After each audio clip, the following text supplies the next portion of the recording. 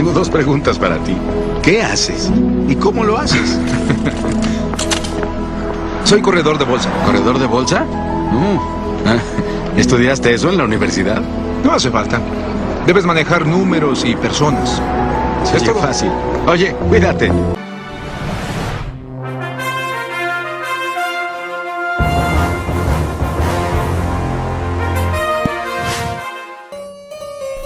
Buenos días, buenas tardes, buenas noches, queridos amigos. Mi nombre es Héctor, bienvenidos a Unión Latina Brindando Educación. Nos encontramos en una edición más de Unión Latina. Hoy estaremos conversando y aprendiendo sobre ventajas y desventajas del MEI. Porque la mayoría de nosotros, los emprendedores que somos latinos y tenemos el MEI, a veces no conocemos los beneficios que son las ventajas y las desventajas del MEI, ¿no? Entonces, para aclararnos todo eso y mostrarnos cuáles son las ventajas y las desventajas, estamos aquí con Flauber y Luis. Luis, ¿cuáles son las desventajas del MEI? Bueno, pues querido Héctor, querido Flauber, queridos amigos, cuando hablamos del MEI, primero yo creo que es importante considerar que estamos hablando de un emprendedor que está comenzando a abrir un negocio. Sí, pues, uno de los corajosos que decidió hacer empresa. Emprender, ¿no? Emprender. Entonces, estamos hablando de una persona que está comenzando una empresa, ¿no? Entonces, y en nuestra colectividad vemos que se encaja en muchos de los casos ese tipo de CNPJ, ¿no? De MEI, de microemprendedor individual. Entonces, estamos hablando prácticamente de una de las desventajas que tendría ese tipo de CNPJ sería el límite de facturación. Entonces hay que tener mucho cuidado porque el MEI no puede facturar y ultrapasar los 81.000 reales por año. Estamos hablando de unos 6.750 reales por mes, que sería una media, ¿no? Si sacamos lo juntamos todo y lo dividimos por meses, entonces daría por mes más o menos 6.750 reales, que el MEI tiene que tener cuidado en no ultrapasar ese valor de facturación. Entonces, si llega a ultrapasar, por ejemplo, ese valor, al próximo año ya tiene que programarse para poder encuadrarse en otro tipo de CNPJ, por ejemplo el ME, ¿no? Que sería el próximo. Entonces, allá no llegaría a continuar a ser MEI en el próximo año. Esa sería una de las desventajas, yo creo, ¿no? Hablamos de otra desventaja también que el microemprendedor tendría, sería en caso del límite de aposentaduría. Entonces estamos hablando de el microemprendedor individual, a lo mucho el valor que va a recibir cuando se llegue a tener ese beneficio de aposentaduría o jubilación, como decimos los latinoamericanos en los países, sería a lo mucho hasta un salario mínimo, ¿no? Entonces, si ponemos ejemplos, por ejemplo, hay algunas personas que trabajan con cartera registrada, dependiendo del tipo de aporte que hagan, pueden llegar a recibir un poco más que un salario mínimo. Ahora, por ejemplo, un microemprendedor individual tiene como un límite, a lo mucho, recibir un salario mínimo de aposentadoría.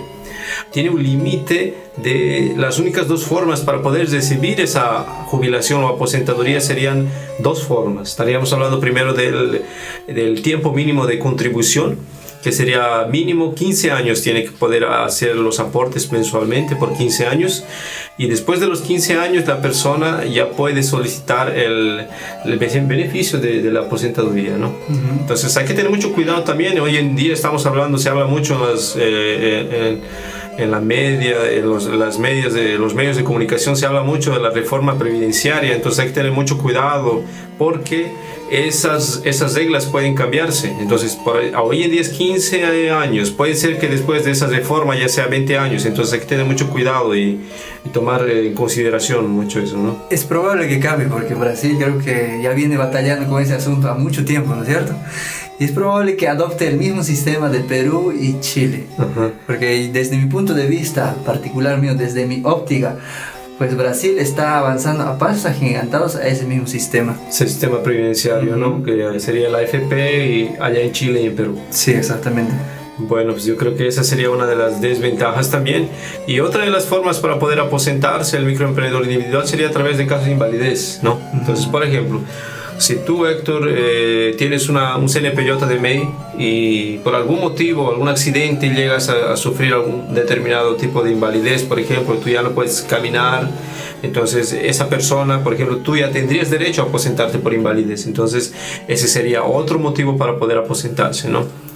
Bueno, hablando de otra desventaja que el MEI tiene para poder tener ese CNPJ, sería también de que la tributación es fija. Entonces el microemprendedor individual, independiente que esté o no trabajando, tal vez durante 3-4 meses, por ejemplo, el microemprendedor decide no trabajar, él tiene que seguir aportando mensualmente ese valor, aunque sea un valor simbólico de aproximadamente, estamos hablando de R$54.90. Entonces el MEI no puede dejar de contribuir si el CNPJ no está cerrado, a no ser que la persona encierre el CNPJ. Ahí sí, ya no es obligado a poder estar contribuyendo, pero cuando está el CNPJ abierto es muy importante que la persona continúe haciendo los aportes. Y mismo para su beneficio, ¿no? Para que él futuramente reciba una aposentadoría, ¿no es cierto? Claro, esa parte también acaba siendo bastante interesante, ¿no? Uh-huh. Y por último, yo creo que una de las últimas desventajas sería que, por ejemplo, que el microemprendedor individual no puede registrar más de una persona en cartera. Entonces, felizmente. Si tú, por ejemplo, tienes una empresa, ¿no? Es un ejemplo solamente, y si tú tienes 5 funcionarios y tú quieres registrar a los 5 como microemprendedor individual y ese tipo de CNPJ, no puedes registrar a los 5. Tiene que ser como ME. Ahí ¿cierto? Tendrías que encuadrarte en otro tipo de CNPJ que sería de microemprendedor ME, ¿no? Entonces ya ahí sería diferente. Entonces, pero como MEI, tú ya no podrías registrar a 5 personas, solamente a una persona solo. Bueno, pues yo creo que esas serían las principales desventajas, ¿no? Es verdad, porque es muy necesario todas estas aclaraciones, cuáles son las desventajas del MEI, ¿no? Entonces, con este aprendizaje, yo creo que vamos a comenzar a analizar y planear mejor, ¿no? Don Flauber, ¿cuáles son las ventajas que tiene el MEI? Desde mi punto de vista, desde mi óptica, yo he conseguido enumerar unos 8. Esas son las ventajas y el beneficio del MEI o de ser microemprendedor individual. Uno de ellos es pues la tributación simples, donde prácticamente todos los tributos ya vienen juntados en un solo papel, en una sola boleta. Simplemente tú tienes que entrar al portal del emprendedor y hacer el download y hacer el pagamento. Y si hacemos una simple comparación con la empresa de pequeño porte, con la empresa de grande porte, prácticamente ellos tienen que discriminar todos esos detalles, todos esos impuestos, parte por parte, pero quien lo hace para ellos es un contador. Es por eso que el microemprendedor individual no está obligado a tener un contador. No es necesario prácticamente, no es necesario. Y el segundo beneficio pues es la jubilación. Prácticamente para tener beneficio de la jubilación tiene que haber aportado 180 meses mínimo, tiene que haber aportado el microemprendedor individual.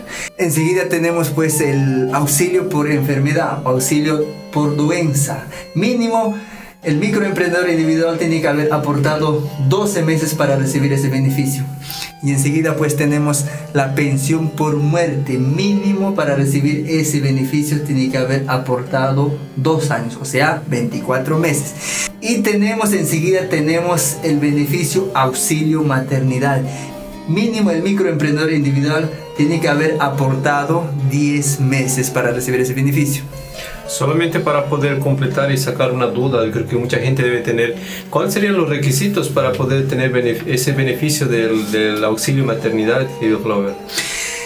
Para tener ese beneficio de auxilio maternidad, el microemprendedor prácticamente tiene que ser una dama, porque yo creo que un hombre no va a poderse embarazar, ¿no es cierto? No va a poder tener un hijo. Entonces sería que el CNPJ tendría que estar al nombre de la esposa, por ejemplo, si es una pareja. El CNPJ tiene que estar al nombre de la mujer o de la esposa o de la dama, tiene que estar a su nombre de ella para poder recibir ese beneficio del auxilio maternidad.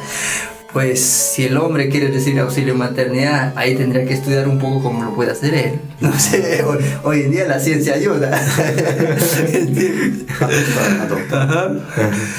Y el penúltimo beneficio que el microemprendedor individual puede tener es pues asesoría gratis a través de FENACOM. Federación Nacional de Contadores. Prácticamente tiene derecho a recibir asesoría gratis por un año entero. Y por último, es pues en la línea del crédito. El microemprendedor individual puede solicitar prácticamente desde que tenga 6 meses de vida o un año de vida, puede solicitar un microcrédito para reestructurar su empresa. Puede solicitarlo, puede hacerlo. Hoy en día los bancos, la mayoría de los bancos trabajan con microcréditos, como Caixa Económica, Banco de Brasil, Banco Santander, Banco Bradesco, Itaú también. Solo hay una variación de tasas de juros, nada más. Ahí usted va a tener que estudiar cuál de las tasas le conviene mejor a usted. ¿Cuál sería aproximadamente la tasa de interés que se aproxima, ¿no?, entre ese tipo de créditos hoy en día en el mercado financiero, Flauber? En ese tipo de... pues varía entre 2.4 a 4.0. Varía esas tasas. Entonces varía por banco. Usted va a tener que estudiar por eso, banco por banco, cuál de los bancos le conviene, y también los requisitos varía por banco por banco. Varía, dependiendo acá a qué financiera a qué banco se le estés pidiendo, te van a pedir diferentes requisitos. Eso también hay que considerar mucho, ¿no? Sí, con certeza.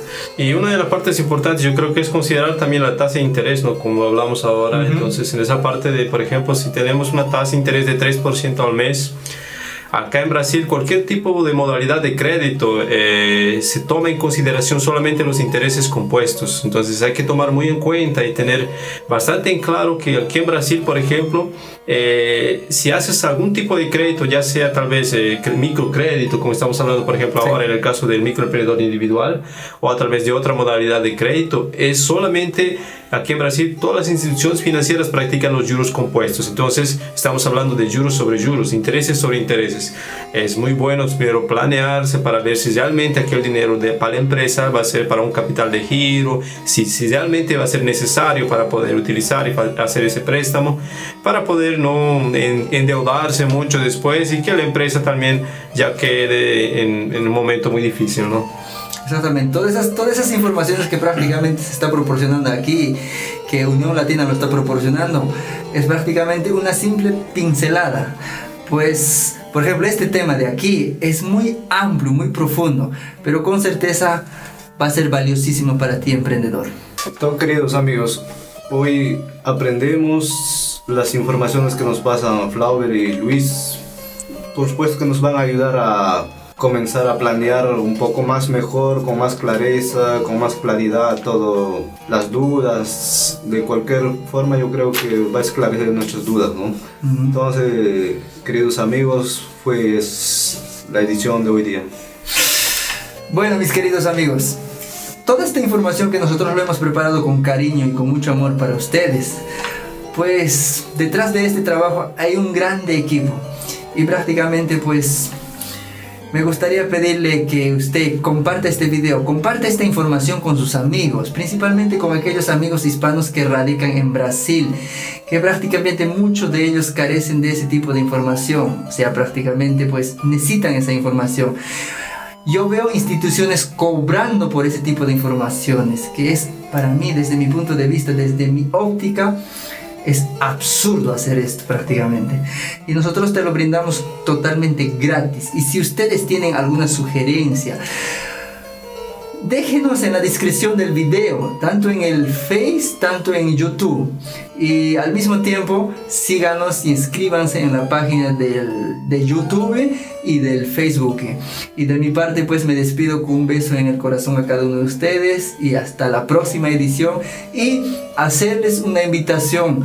Este es el segundo video hablando de CNPJs. Y el tercer video estará siendo lanzado de aquí a unos días.